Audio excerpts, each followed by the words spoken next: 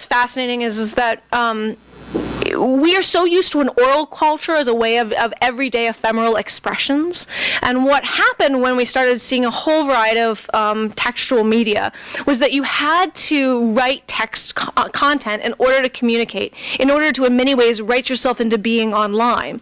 And from my days in Usenet through, I would say, the early phases of social network sites, a lot of it was textual output. And that textual output challenged people because it was like, this isn't formal writing. And I still remember my grandmother getting very, very upset with me because, actually, more upset with my mother, where she called up my mother and was like, I don't think Danah knows how to write. She seems to have these, it looks like words, but it's not words. And I was like, no, Grandma, it's a different story. And so part of what was challenging is there was a lot of expression through text, but I wouldn't necessarily say it's the same as writing. And of course, we saw a wide variety of this. Young people who were blogging were very much expressing much more complicated narratives through this. But a lot of it was really ephemeral speech.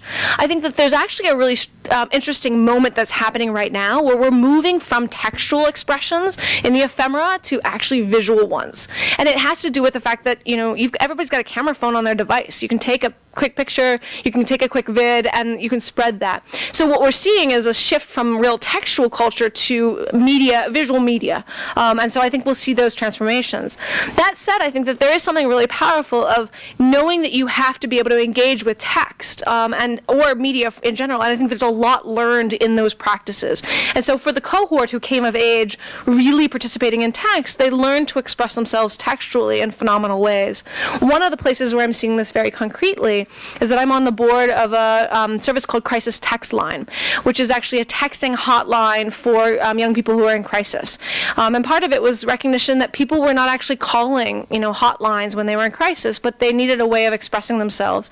And we found that many young people, when they're not doing well, will be willing to express their emotions pretty extensively to counselors in a textual media. And so that's one of the reasons we'd be able to see this as a switch.